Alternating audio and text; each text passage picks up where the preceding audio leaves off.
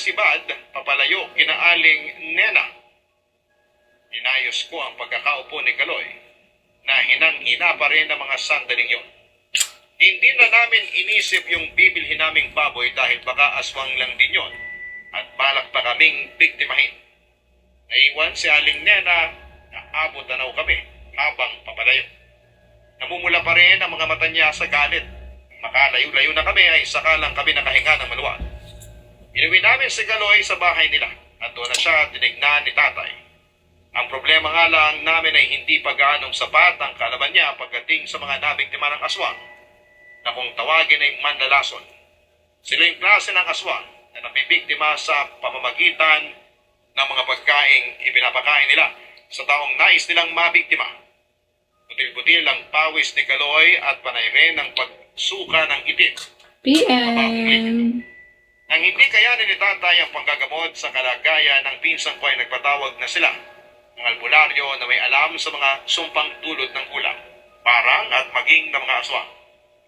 Manlalason ang nakadali sa anak ninyo. Sabi ng albularyo sa tiyahin ko. Pareho silang ni tatay ng hinala. Nagsagawa ito ng orasyon at may pinainom din na halamang gamot kay Kaloy. Tapos yun ay sunod ay naging niya hanggang sa may labas lahat ng kinain niya. Halos matuwal din kami noon nang makita ang mga uod na isinuka ni Kaloy. Naroon din ang pira-pirasong karning kinain niya sa handaan.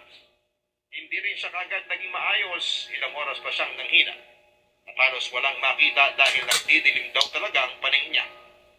Pagkatapos doon ay bumuti na ang pakiramdam niya. Kaya naman nakahinga na rin kami ng maluwag. Binigyan na rin siya ng pangontra sa aswang para hindi na muli pang mabiktima ng manlalason. Humingi ako ng pawanhin sa tiyahin ko dahil ako ang dahilan bakit napunta si Kaloy sa lugar na yon. Nagpasalamat naman ang tiyahin ko kay tatay dahil naisip nitong sundan kami. Narinig din kasi niya kung saan banda kami pinapunta ni Aling Nena. Kinabukasan, inasikaso ko naman ang mga alaga naming baboy. Ilang sandali lang ay natigilan ako nang mapansing wala na sa pinagtalian namin ang baboy ramong binili namin kay Aling Nena. Saka ko lang naalala na baka aswang din yon kaya tinanong ko si tatay kung nasaan na yung baboy. Doon na kami nabahala nang sabihin niyang hindi niya rin alam kung saan na ito napunta. Magising niya raw kasi wala na sa pinagtalian namin sa may puno ng langka. Hindi kaya nakabalik na siya sa kanila. Malamang kamag-anak din yun ni Aling Nena. Sabi ko kay tatay. Good morning to Napabuntong hininga na lamang siya. Marahil nga ay nakabalik na siya sa pamilya niya. Pero hindi maganda ang kutugkuan ha. Pakiramdam ko ay may binabalak pa silang gawin sa atin. Bagamat kinabahan din ako sa sinabi ni tatay ay sinubukan kung hindi magpa-apekto roon. Imposible naman kasing balikan pa kami ng matandang aswang na yon at ng angkan niya dahil wala namang kaming ginawang masama sa kanila. Hindi namin sila sinaktan kundi kami pa ang nabiktima nila. Buti na lamang at sinunod ko ang bili ng tatay ko. Hindi raw kasi siya mapapalagay tuwing pumupunta kami sa ibang lugar.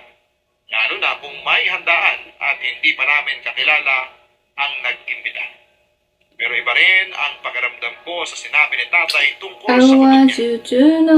Kung ano man ang mangyayari ay wala pa kaming ideya noon. PM. Kinagabihan, papadudod alas 11, pero hindi pa rin ako dinadalaw ng antok.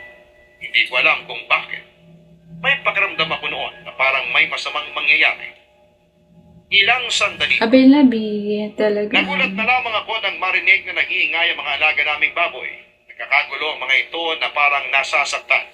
Dali-dali akong bumangon para sumilip sa bintana pero bago pa man ako makalapit sa may bintana ay narinig ko na ang pagbukas ng pinto sa may kusina namin. Dahil doon ay lumabas na rin ako ng